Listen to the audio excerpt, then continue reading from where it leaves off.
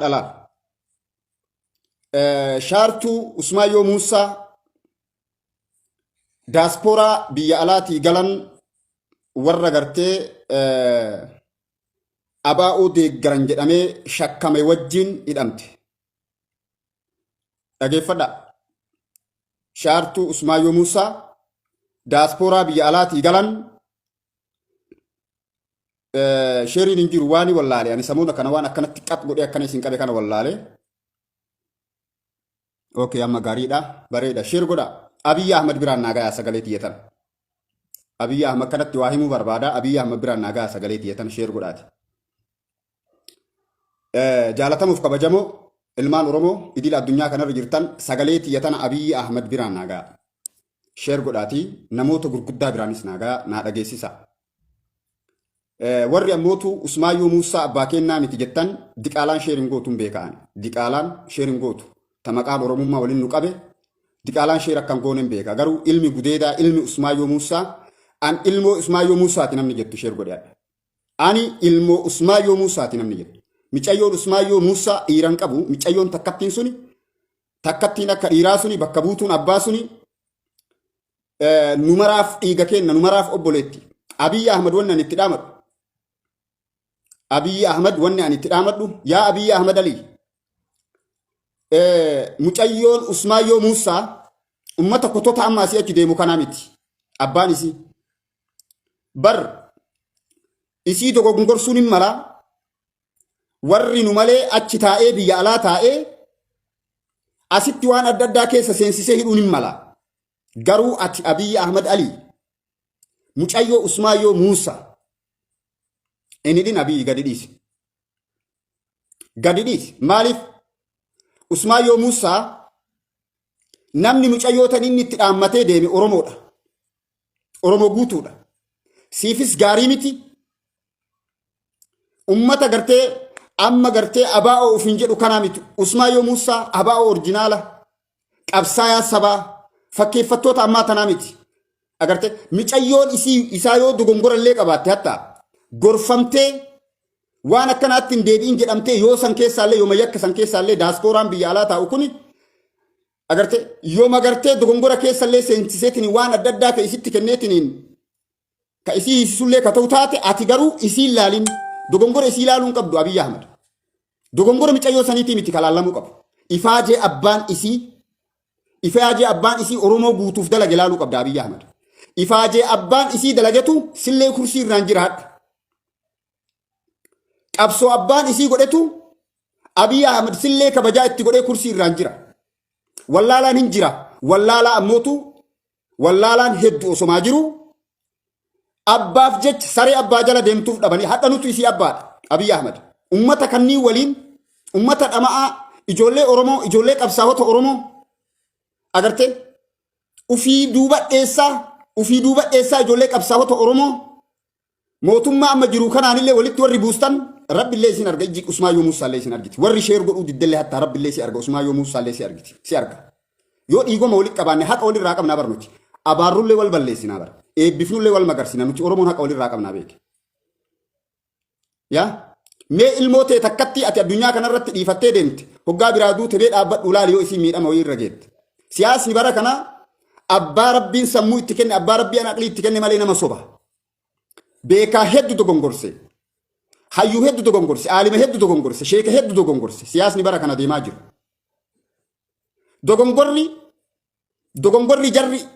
Dogongorri jarri kuni dalagu ijoollee qabsaa'otaa hedduu dogongorse. Nu mara gaagartee bar nu hunda irraa calqabee ifaa jetee naan taphataa ture. Kana waan ta'eef mucayyoo Usmaan Muusaa Abiy Ahmed hidhe jechuun salphina keeti Abiy Ahmed Ali. Salphina duniyaa akiraa sirraan baane Oromoon hin beektu. Usmaayyoo Muusaa ijoolleen xixiqqoon ammaatu hin beektu. Seenaa isaa baranne nuti. Seenaa isaa dhageenye nuti. Abbootatee nannu himaa nu guddise. Haawwatatee nannu himaa nu guddise. Qabsaa'ota haqaa isaan dhugama sabaa ufiitiif falmatu santu nu barsiise seenaa Usmaayyoo Muusaa. Usmaayyoo Muusaa osoo nafxanyaan falmatu du'e. Osoo nafxanyaan falmatu du'e. Ilmoo loncasanii bara Oromoon hangoo qabatee miti. Bara Oromoon hangoo irra jira jedhanii miti. Osoo Oromoon hangoo irra jiraachuu baate dogongora keessallee yoo dalayte yakka keessallee yoo seente yakka isiin dalayde hundayyuu Oromoon irraa kafalee irraa wabii ta'ee irraa abboomee irraa abboomtanii hadha sagalee tana sheer godhuu dhiisaatu macal'isaatu mana laala. Diqaalaan sheer hin gootu siin jedhee jira beek. Hagammaa nama 30 jira laala. Garaa siin nyaatu yaa Oromoo. Qoomee xiqqoo na dhageeffadhu tiiktookii booda dhageetta. TikTokii suuta deemtee ijoollee ciffaraa waliin caffarta pilis. Suuta deemtee ijoollee shamaraa waliin kuni ciqiin Oromoo kuni ati maal si galchaa miti maal si dhibaa miti. Gabbaatee sabaa qabsaa'uu miti sagalee qabsaa'uu taatu sheer godhuun eegasi dhibesi. Sagalee qabsaa'uu taatu sheer godhuun si dhibaa sitti ulfaata haga dhagaa kana si ulfaata teetii gabbaatee qabsaa'uun waan biraati dhiisu. Badhee teettee tofoozoo uummata waliin naqu paartii kana caala jechuu uummata Oromoo dhaabaan qoqqooddanii wal afaan kaa'u kana dalagaan keessan. Malee takkaa saba kanaa qabsooytaniin beeytan.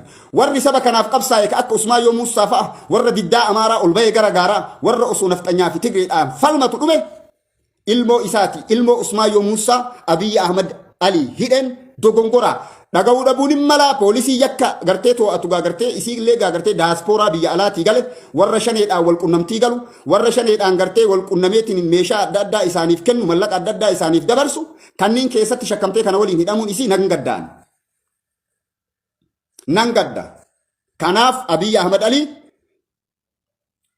sagaleen tuni namni gartee Abiyyi Ahmad jaalatullee namni Abiyyi Ahmad deeggartullee namni Abiyyi Ahmad abbaa Oromooti Oromoo qulqulluudha jettullee hadha sheer irratti godhi natti garsiisi Oromummaa isaas Oromummaa teetis namni aan Oromoodhaaf falmadha jettus nu mormaan olinaadha teettani. Micayyoon tuni micayyoo abbaa Oromooti Usmaayyoo Muusaa jireenya isaa guutuu ka Oromoof jiraate hadha isin sheer gochuu fi didda mucayyoo isaatiif jecha. Jireenya isaa guutuu inni garuu isiniif jiraate. Laal cubbuu kana wal isin nyaachisaa bara. Cubbuu kana walii galtee isin dhorkaa bara. Hadha bar Amaaraa fi Tigree wal lolaan jirtu. Hadha bar saba Amaaraa ka ofii walitti deebi'ee wal dha'uun agarree saba Oromoo malee. Hadha bar saba Tigree ka ofii wal dha'uun agarree baran. Kasi wal dhoysisu malee. Diina jala galtanii shira diina waliin dalagaa ijoollee qabsaa'otaa ammootuu karaa irratti nyaachisaatiin hin jiraattu jechuudha miilikii yaashanii. Hadha ammoo micayyoo Usmaayyoo Muusaa nyaachiftan jechuudha. Mucayyoo Usmaayyoo Muusaa nyaachiftan jechuudha hiisiftan jechuudha. Yakka ati dalaydeen badii ati dalaydeen. Usmaayyoo Muusaa nama paartiidhaan wal qoodee Oromoo itti dhukaasaa ture miti. Nama paartiidhaan Oromoo qoqqoodaa ture miti. Nama gandaan Oromoo qoodaa ture miti. Nama amantaan Oromoo qoodaa ture miti. Nama diina Oromootiin falmataa ture malee qabsoo faashinaa qabsoo dullatti qabsoo galmi isiitiif kaayyoon isii maalummaan isiin beekamne ka paartiidhaan wal qoodanii walitti dhukaasan kana ijateennaan barana agarre jechuudha osoo hin jiruma kanarratti. Yeroo Oromoon bakka lamaa sadiitti wal baasee walitti dhukaasullee barana ijateennaan agarre. Yeroo qabsaahotaa fi ijoollee qabsaahotaa finiintu qeerroo amma jirtu tanallee ijoollee gartee motora qabsoo uummata Oromoodhaa shifeerii qabsoo uummata Oromoodhaa agarte baabura qabsoo keessaa harcaaftanii tokkummaa Oromoo facaaftanii ati bilchiginnaadha ati abaa'uudha jettanii ijoollee teenna kaan maneedhaatti kaan biyyaa baaftanii bahara nyaachiftanii kaan ammootuu teessanii dheessaa biyya alaa keessa taa'aa Ameerikaa teettanii ijoollee qabsaa'otaa ammallee qabsiiftanii maneedhaatti guuraa jirtan jechuudha. Diina Oromooti waan isiniin jennuuf laaftuttii miti tanafa argineeti nuti. Tanafa argineeti. Dhiirummaa yoo qabaatte ati Finfinnee keessa atiin dhiiraa atiin cinaa qabdu micayyoon tuni maaliif shakkamti kana keessatti daaspooraa hunda isaatu sakatta'aa jiran daaspooraa biyya alaatii gale hunda isaatu eenyu siya bana ayyee agarte daaspooraa biyya alaatii gale hunda iyyuu sakatta'aa jira mootummaan quban qabdan isin kana hunda isaa sakatta'aa jira hunda isaa warroonni biyya alaa teettanii Finfinnee jarri haa galtu eeydaniit ufumaa xoqqomaa kennitanii duubaan qabsiisaa hartan jechuudha. Yaa ummata dhamaa yaa ummata burumbeeyne shufeerri qabsoo Oromoo gaafa dhufe ani bilchiginnaadha ani abaa'oodha ani kafaa'oodha jechuun kunillee akka badu beekaa dhugaan tarabbiiti akka badu beekaa kunis akka hafu beekaa an Oromoodhaa wallaaltee bara Oromummaa ta'e lafa gattee barate meeti Oromummaan ta'ati an abaa'oodha siin jedha ani kafaa'oodha siin jedha namni waati gaafattu ani gartee badhaadhina siin jedha namni waati gaafattu eessa jirti Oromummaan ta'e maal goote eessa si jalaa buute hattu si jalaa fuudhe moo agarte hattu si jalaa fuudhe moo Tigreedha moo nafxanya si jalaa hati namni nafxanyaaf Tigreeyyuu deeggartan qabsaa'aa Oromoo ofiin jecha ilma Oromoo taa dhiini abbootii teennaa sunillee bilaashatti bari itti kolaafamte Usmaayyoo Muusaa faati jireenya guutuu itti dhabde qabsoo jarri jireenya guutuu itti dhabde san hadda ilmoon isaa itti bashannanuu qabdi malee, itti haara galfachuu qabdi malee, itti jijjiirama argachuu qabdi malee, ummata mahaajimii ummata akka hin beekne ka Oromoof Oromummaa isaallee hin beekne waliin mana hidhaatti galchuun hin barbaachisu Abiyyi Ahmad Ali. Salphina keeti kuni. Dhugama rabbii sii himaan sin dho'isu ani. Kabajaalleen sirraa bu'a. Kabajaalleen sirraa bu'a. Atis dhiiga Oromooti. Dhiiga santu si gaafata. Hojiin kee waan barbaade ta'uun hin mala. Dhiiga Oromooti ati. Obboleessa Usmaayyoo Muusaati ati. Ilmoo Usmaayyoo Muusaati ati. Kanaaf si gaafata. Dhiigomni kun qalbii miti. Waliin dhalachuun kun qalbii sitti fakkaata ati. Warri hadha argaa kenna dadhabe. Abbaan kiyya akaakayyuun kiyya qabsoo irratti dhumte. Anillee aga guyyaa har'aatti maqama qabsoo kanaa na arrabsaa oolan. Namni na arrabsaa oolu, namni natti duulaa oolu. Kun na ajjeesuuf na barbaadu, kun na arrabsuuf na barbaadu. Maal godha ka waan abbaan kiyya na dhaalchise dalagu jiraan. Wanni abbaan kiyya na dhaalchise haqqii dalaguudha, dhugaa dalaguudha. Shiraan nama cabsuu miti. Namoonni hedduu gaafii na gaafatan keessatti abaa'oo balleessuuf hiccitii gabbaastee himtee akka jaalmoo'ii fi jaalbilisee fi jaal tokkichoo gadaatii fi Ustaaz Kamaal Eebboo akka ajjeefamte wanni Oromootti himteef abaa'oo facaasuuf hinaan ja'a. Anaa miti barka abaa'oo facaase si ka ajjeese sani. Wayita si himu kan saalfatin wayita ajjeeftu saalfachuu qabda ture silaati. Ajjeesuu saalfachuu qabda ture silaati. Mucayyoo Usmaayyoo Muusaatiin qunnamtee Finfinnee keessa galchitee daaspooraa dhama'aa agartee shiftaa jala deemu. Caasaa waraana Tigraay jala deemu. Caasaa waraana Tigraay keessatti mucayyoo Usmaan Muusaa shakkamtee hidhamuun isiitu nan gaddaani. Jaalattee jibbitee dhugaan jiru kana. Nan gadda. Halkan tokko achi buluun qabdu sagalee tan osoo isin dhageessiftanii hin hiika Abiyyi Ahmad. Dhugaa rabbii isin hin hiika. Abiyyi Ahmad hin hiika. Sagalee tana garuu ati uummata biraan gahan jirtu waan hin beeku kaa calliftee teettee na laalaa jirta.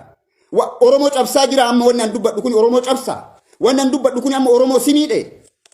Si balleessaa wanni anaa sa'u kun amma mee maali gaagartee mallaqa ittiin kafaltu maa sheerin goone maan dhageessifneef sagalee isii tana.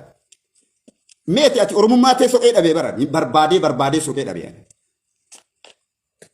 Barbaadee soqee dhabee. Diina afaan nama kennaan isin nagaatti achi gargallaaniin zor jettaniitiin hin deemtan jechuudha. Sagaleen kun Oromoo bira haa ga'u. Sagaleen kun Abiyyi Ahmad bira haa ga'u. Sagaleen kun gartee qaama amma biyya hogganu kana bira haa ga'u. Salphina keessanii, badii keessanii, miidhaa keessanii, ilmooteessan hiitan amaanaadha, yataamaadha. Abbaan isin malee dachii kanarraa hin qabu. Abbaan suni nama dhaabaan ati biltsiginnaa siin jedhuu miti.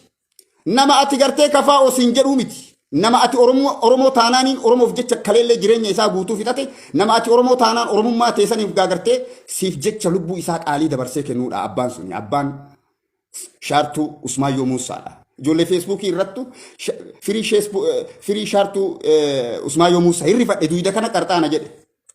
Achumaan odeeffannoo kana jala gale. Waggaa odeeffannoo jala galu argadhe duuba. Daaspooraa biyya alaatii gaggale kanniintu jira. Sanniintu sakatta'amaa jiranii isaa wajjin to'annoo seeraa jala akka oolte dhagaye. Namoota sibiilaadhaan qabamte naannoo akkasiitti qabamte maaliyyuu akkasii holola kun. Holola kun. Intalti suni isiinis qabsooytuudha. Wayyaaneedhaan falmachaa turte. Sirba isii irra deebi'aati achi deebi'aati dhageeffadha. Warra hadha maqaa Oromootiin daldalu kanaa miti. Warra hadha maqaa Oromootiin daldalu kanaa miti. Warra hadha qabsoo Oromootiin daldalu kanaa miti. Agartee? Kanaaf shaartuu Usmaayyoo Muusaa mana hidhaa galchuun guyyaa takka isiin osoo Oromoon dachii kanarra jirtu mana hidhaa buluun isin mara sammuun hidhamee jira Oromoo. Yakka isiin dalaydu hunda Oromoo wabii irraa ta'een kafala. Waan isin balleessite hundaaf Oromoon itti gaafatama. Wabii qabdi. Sanyii lafa kanarraa qabdi mucayyoon suni amaanaadha. Amaanaadha hunda irratti Oromoo hunda irratti. Oromoo hunda irratti amaanaadha. Mucayyoon Usmaayyoo Muusaa. Kanaafuu mee warri amma bilbil kun hangallee waan maaliif akka bilbilaa amma laayivii irra jiraa booda naa bilbilaa hoggaa laayivii irraa bu'e. Hoggaa laayivii irraa bu'e. Dhaabbadhaaf laala. Dhaabbadhaaf laala. Qaanyii teessan mara Oromoo. Qaanyii teessan mara. Ani hin goone jettaa situ godhe. Hundi keessan qaanyii teessani salphina keessani hundi keessa warri amma teetteen alaaltu kunillee furmaata mucayyoo tanaa yoo hin barbaadin na wajjin salphina keessani qaanyii teessani Oromoo. Hunda keessan irratti salphina hunda keessan irratti amaanaadha mucayyoon Usmaayyoo Muusaadha. Hunda keessan irratti amaanaadha hunda keessaniif salphina. Boru akkamitti ilmoo si keessa dhalee si biraa deema namni qabsaayaan akkamitti ilmoo si bira gatee si biraa deema ayyee. Ilmoo miti bineensa mukaa sitti amanamuun ilmoo miti saree guddisanuu sitti amanamu jechuudha kana booda. Ilmoo ufiitii miti namni saree guddisee iyyuu bar nama jaalatu amana. Boo saree kiyya saniin guddisee naa jabeessise salphina keessan mara warri amma calliftanii gaagarte dagalee gurtanii teettanii alaaltan kan hundaaf salphina keessan. Inni hin deebi'u jireenya guutuu siif jecha dabarse jireenya Usmaayyoo Muusaa akkamitti akka dhume hin beeytanii hundi keessan seenaa dhageettanii jirtan isin hundaaf salphina. Uf laali ati Abiyyi Ahmed qofa laalin Abiyyi Ahmed qofa atiifillee salphina siifillee salphina. Salphina keeti maaliif gurra lamaan qabattee na waliin iyyuu qabda. Daddafee wanni kun furmaata argachuu qaba. Daddafee hatantamatti wanni kun mucayyoon sun borganama mana hidhaatii ba'uu qabdi. Borganama nageenyi isee mirkanaa'uu qaba. Borganama mana hidhaatii ba'uu qabdi. Nam morminaa kanarratti waan isin hin beeyne quba qabaan. Nam morminaa naafoon dhaabbatina waan kanarratti salphina keessan. Yoo isin yakka qabaatte Oromoon irraa haa kafalu. Waan isin balleessite hunda Oromoon irraa haa baasu. Yakka isii hunda Oromoon hin fudhata maaliif amaanaadha waan taateef ilmoo dhiiraati waan taateef ilmoo abbaa kennaati waan taateef ilmoo abbaa qabsoo Oromooti waan taateef.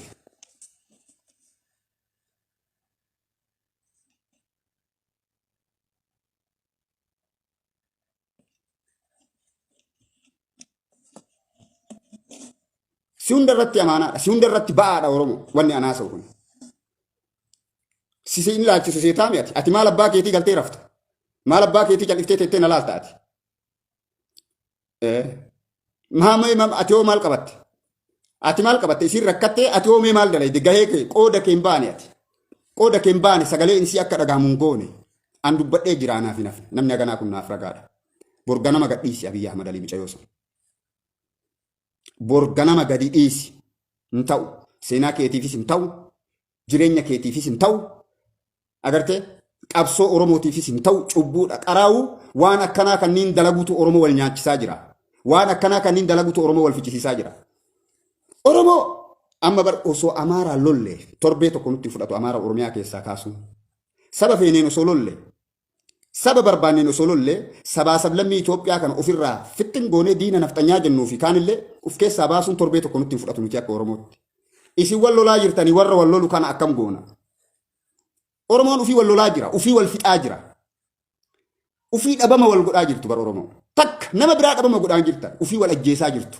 Hadha mucayyoo Usmaayyoo Muusaa mana hidhaatti gattanii ati teettee na laalaan jirtu nama meeqa sheer godhame nama jaha moo meeqa arga nama sheer godhame. Ajaa'ibaa bara. Ajaa'ibaa bara. Ati hoo eenyu ati?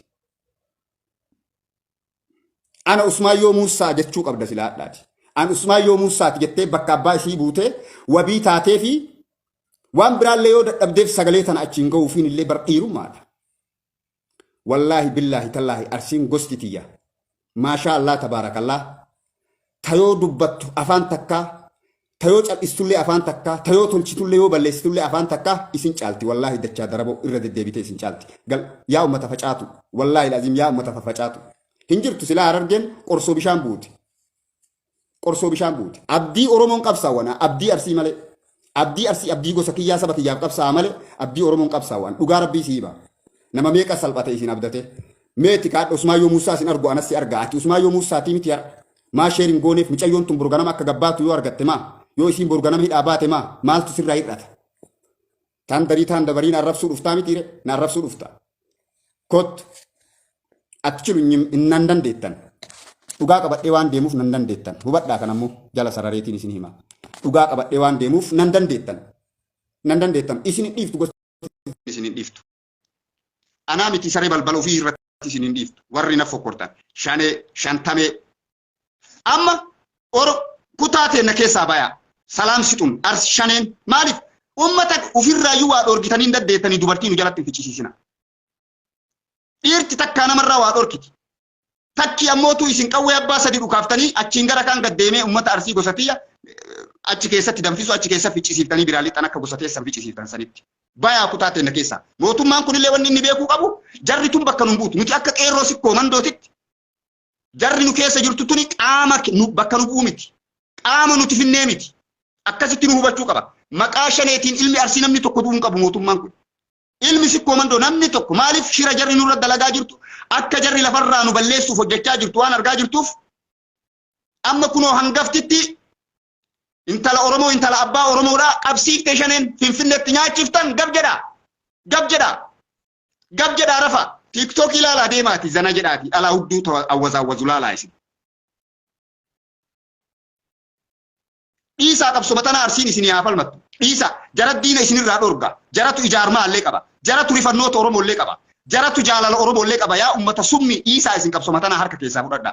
Wallaahi laziim osoo isin shira kana lafa keettanii da'oo teessanii galtanii riftanii.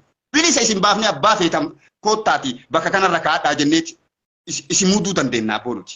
Shirri keessan tarkaanfii nu dhorke. Dabni keessan tarkaanfii nu dhorke. Wanni gufuu nutti ta'e nuti arsiin qofti Oromoo bilisoomsina. Hidhannoon ta'e gara kaaniin ta'e Oromoo sin tokkoomsina Oromoo sin hin bilisoomsina nuti. Isintu gufuu nu ta'e isintu qabsaa'uu nu dhorke.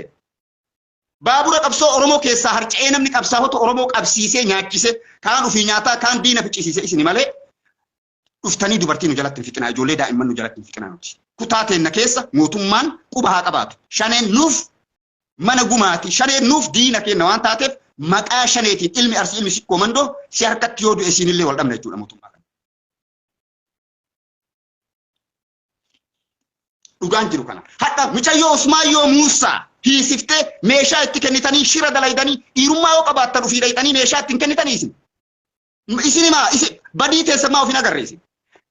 Intala Usmaayyoo Muusaa isii ergatta atin dalaydu abbaan siif jecha dhibbee ta'ee isiilleen siif jecha dhibbee taati.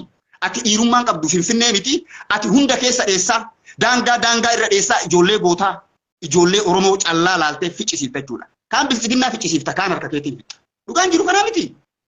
Akkana isin dadhabne jechuudha. Caffeeraan misfaati meeti amma. Meeti falmataa Ibroofaati. Yoo isin dhumtan numa iyya. Arargeen dhumtu nu iyya. Wallagga dhumtu nu iyya. Qoshaashaadhaan gaafa wallaggaan fixadhee nu iyyaana malee gabbahee meeshaa hidhadhee u'uu jedhee harka walirra kaayadhee addunyaa kanarratti maqaa shaneetii wallaggaan hin ajjeesinaa jedhee namni iyyaa ture amma. Silaa isin wayita nu duuneen gammaddanii beeka. Wayita nu duuneen gammaddan. Wayita Oromoon callaan du'een gammaddan. Agartee hadha Harargee akkasitti ficcisiiftan osoo jarri hixaan isinii aarsitu osoo jarri isin faarsitu. Mootii keessaa laalaatiin hin qalau gootan jechuu kiyya qabsiiftan. Dhaqxee fuudhuu dandeetta. Wandinee dhaqxee fuudhuu dandeetta. Yaa dubartiin geenne. Yaa dubartiin geenne. Kanaaf isiniin jenna mootummaan kuni maqaa ummata kanaatiin ilma arsiitii miti salee balbala arsii akka rukunne akka hin hiine ijoollee teenya qeerroo maqaa shaneetiin hidhamtellee guutuu isii mana hidhaatti akka nu baasu. Shaartuu Usmaayyoo Muusaallee borganama akka hidhaa baasu salphina Oromoo keessa hunda salphate akka. Meeti shaartuu Usmaayyoo Muusaa hiisifteetti sheer godhuu diddee teetteen allaaltu ati amma baalagee ummata akkanaatti jiru namni sheer godhe namaa gam nam 15 isin argaa bara nama sheer godhe taa'ee argaa baran. Meeti mucayyoon Usmaayyoo Muusaa dhaga'ee sagalee tanaa biyyiin dhaga'ee qaamni mootummaadha dhaga'ee qaamni nageenya Oromiyaa eegu ijoollee Oromooti dhageessiftee asuma afanamee hamaaf maaliif sagalee Oromooti Harargeen qara jiruun duute qara jiruun dhumte jarri hin jirtu. Oromoo jedha Oromoo maal goota teetiifuu gattee teetiifuu jireenya dhabde teetiifuu bututte teetiifuu facaate Oromoo maal gootaati. Maal godhuu dandeetta Oromoo ijaarmaan qabdu uummata faffacaatuudha mee Oromoo maal godhuu dandeettaati. Homa takka godhuuf hin dandeettu Oromoo. Waldaa tokko ka maqaa Oromootiin ijaarame as fidi kadhannee keessatti ijaarame. Oromoo maal godhuu dandeetta teetiifuu waa ofii godhuu dadhabde hadha mucayyoo Usmaayyoo Muusaa hiisiftee teettee rafaan jirtu ati Harargeen sheer godhuu diddee as keessa taa'an jirtu maal hambaa waa gootaati. Harargee wallaggaan keessa ariisiftee asoosa galchitee nama taa'aa jiru keessaa ibarati. Ummata gartee ufii wal fixu ummata ufii wal jibbu yoo diinni fixe maal abbaa isaa.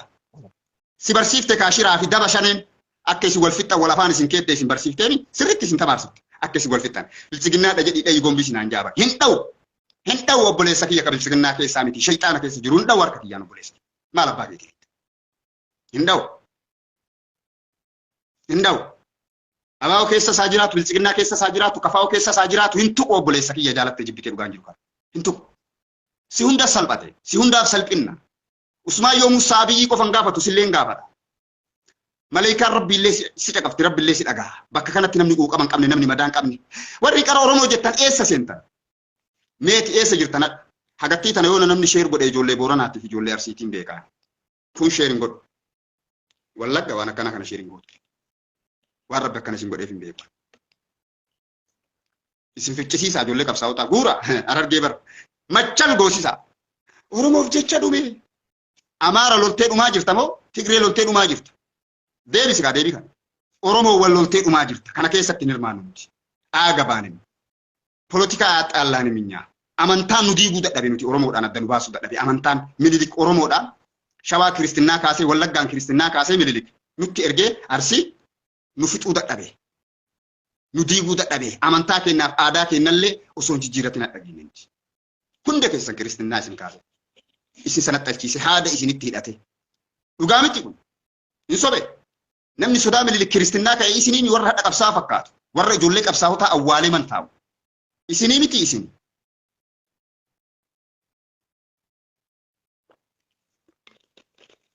Agartee? Haga Arsiin jirtu Oromoo numaan taatu. Haga ilmaan sikkoo mandoo jirtu Oromoo numaan taatu. Beeloyteellee beelli hin fixu. Itti duuleellee diinni hin fixu. Kan ammoo nassin jedha. Sodaa takka malee shakkii takka malee dhugaa jirtu si hima. Tokkummaa Oromoolleen diidan. Tokkummaa Oromoolleen diidan. Hin diidan hin dandeettan. Hin hafa. Qashinni kunniin karaa irraa xaragamee hin hafa. Warri qabsaa haa fakkaatu. Shishiin buna fakkeessaa shishiin buna gootu jedhe. Yaa warra harka dhiigaa caasaa waraana wayyaaneedha. Kalee wayyaanee ariineet ijoolleen teenna dhagaa wayyaanee ariiteet ati mootuu qawwee wayyaanee deeggarta. Shawaa Roobiit geettee jaal. Abiyyi miti dubbiin. Abiyyi miti dubbiin. Kanaaf Oromoof maalii jennee Oromoof maalii jennee yaa. Oromoof maal goota? Humna qabdaa? Humna Oromoo waa gootu qabdaa? Nama ijaarmaa qabutu, nama tokkummaa qabutu, uummanni sikkoo mandoo yaadaan ijaaramaadha. Yoo wal bira hin jiraannellee yoo osoo wal mari'anne wal mari'ataadha. Osoo wal mari'anne wal mari'anna nuti. Waan kun yaadu beeka. Waan nu ta'a waan Oromoo ta'a irratti murteessina hin ta'ina. Agartee? Rafi ati zanaa jedhi deem tiktookii ilaaleem. Mucayyoo Usmaa yoo Muusaa hiisifte. Anaa dhufu. Anaa dhufu. Lixi. Si arganii si ajjeesanii ani lubbuu takka baankii qaba. Takka ammoo na bira jirti waan ta'eef ati fiigi jala. Si arganii waan si ajjeesaniif qabda. Si ajjeesanii deemu. An lubbuu takka baankii qaba waan ta'eef rakkoon qabu. Kaameraa dhiyeessaan nama arrabsiti. Kanaaf warri biyya alaa teettanii daaspooraa biyya keessa as argitanii ijoollee qabsaa'otaa ficcisiisaa jirtan. Agartee? Ijoollee qabsaa'otaa ficcisiisaa jirtan. Uflaalaa dhaabbadha ammas. Uflaalaa.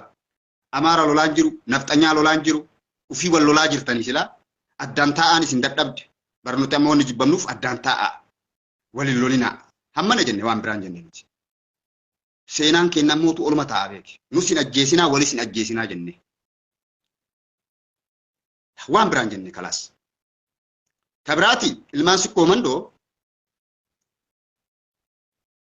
Shawaan nu keessa guddattellee aadaa keenyas amantaa keenyas hin beekin kabaji. Isin garuu warri wal marii ummataa malee Arsii miliyoona 26 lafa gattanii ummata kana lafatti gadi harcaaftanii osoo ummata kanaan hin mari'atin osoo ummata kanaa waliin argin jara jala fiidan teessanuu maanii dhachiisinaa ijoolleen qeerroon sikkoo mandoo woboo miti woboo caala gootaa miti dhagaan taankiin ariitu ijoollee teen dhagaan taankii ariitu san ati maanii dhachiisin kolkollee gurra nyaanea gurraa fi lagaan oleelaa bootaa heerko nu ficcisiisuu bakka biraa deemti. Amma naa'ii fi wanni isin Arsii keessa galchitanii Arsiin ficcisiisuuf akka bilchiginnaan sa'aatii 24 Arsii lafarraa fixxu godhuuf naa'ii fi achi keessa galchitan. Gaaf kaanii dhayxanii qabeenya namaa hattan gaaf kaanii dhayxanii poolisii dhukaaftan. Poolisiin ganda san jiru kan naannoo Amaaraatii dhufee miti ijoollee Arsiiti. Dhageeffadha ijoollee Arsiiti hin danda'amu kun shirri akkanaa kun hin danda'amu. Hin dandeettu fedhu bilchiginnaa keessa haa jiraatu ilma Arsiin ajjeesuu mirgan qabdu hin dandeettu. Ija banadhaa isinillee ilmaan Arsii. Ilmaan sikkoo mandoo. Amaara sirraa ajjeesuun dhufne jarri kun yookaan Amaara si keessa jira Amaaratti maan dhukaasin silaa sirna nafxanyaa balaaleffata. Sirna nafxanyaa balaaleffataan maa Amaaratti dhukaasin ka Amaara Arsii keessa jiru kana maan baasne ka. Kana ammootu akka itti qabsoofnus nuti beeka. Oromooyis akka itti qabsoofnu nuti beeka. Ufiillee akka itti qabsoofnu nuti beeka. Qabsoo Oromollee akka itti galmaan beeynu geennuun beeyna nuti. Deemaatii mana barnootaa dhaqaatii saayinsii waraanaa baradhaadha. Hir'ina saayinsii waraanaatiif inaaffaa fi jibbaa uummata Oromootiin guutamtan kana uf keessaa haxaayaa dura. Marroo dirribaa ofii dheessaa micattii Usmaayyoo Muusaa qabsiisee. Tawfiitiin mul'atu bara. Akka karkarrootti dheessa tawfiitii